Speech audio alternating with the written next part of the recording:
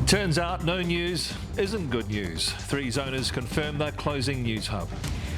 Road closures and power cuts as the west coast is drenched in heavy rain, and there is a lot more to come. And the country's oldest rugby club says it's been the victim of an alleged serial fraudster who's also accused of faking terminal cancer.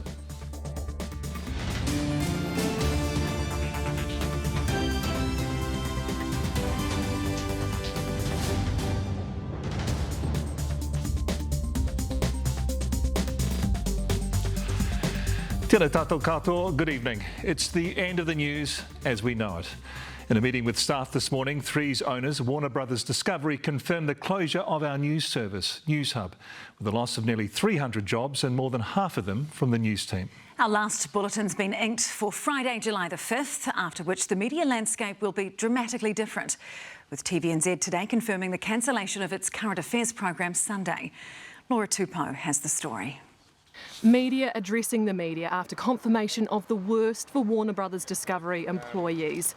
150 of those roles are from news. Companies come and go, but it's he tangata, it's the people who create the legacy and carry the legacy.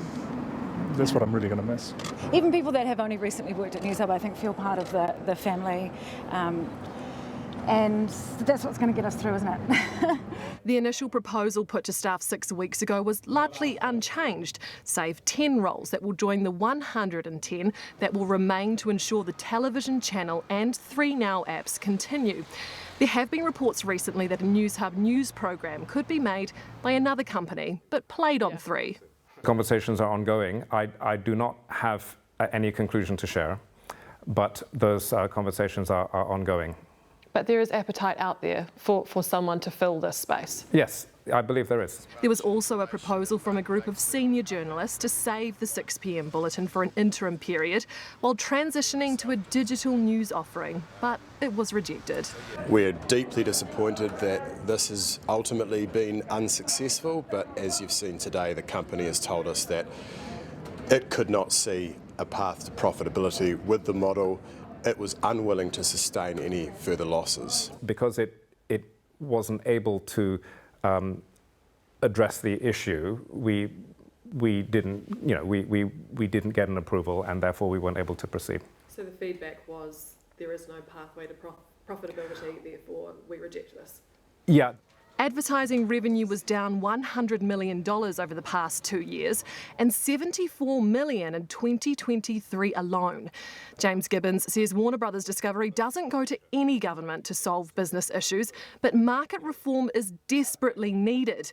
The minister has no immediate answers. I don't think I can actually say anything. I'm trying to be who I am. I'm the Minister for Media and Communications, and what I can do is actually provide a level playing field for the media so that they can be more sustainable, modernise and innovate.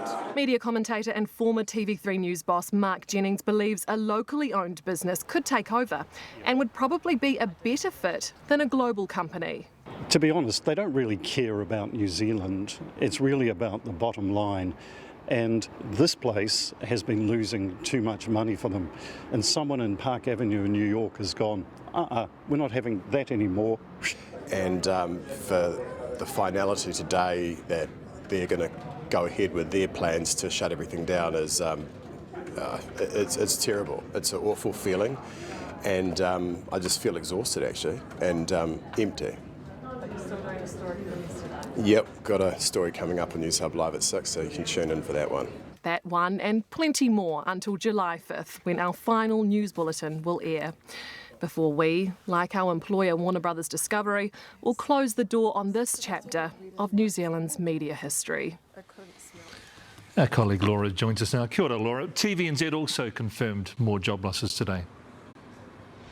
That's right, Mike. TVNZ confirmed the cancellation of its current affairs program Sunday, with the last show going to air on the 19th of May. It also confirmed that their re-news team would be reduced from 10 staff to 6 staff. This, of course, comes a day after confirmation its midday bulletin and its tonight bulletin will stop, and its Fair Go program will move off air to a more digital platform. Newshub understands that those teams, Fair Go and Sunday, they'll be looking for 4 roles within those teams, coming from those teams I should say, 2 journalists, an editor and a producer. Now many employees at TVNZ are part of unions, and one of those main unions is Air2, and a spokesperson, Michael Wood for Air2, has confirmed today that they will be pursuing legal action against TVNZ. They say the company didn't follow its consultation requirements. Under their collective agreement, workers must be involved in developing proposals like this, not just ask for their views at the end of the process. Laura, tēnā koe.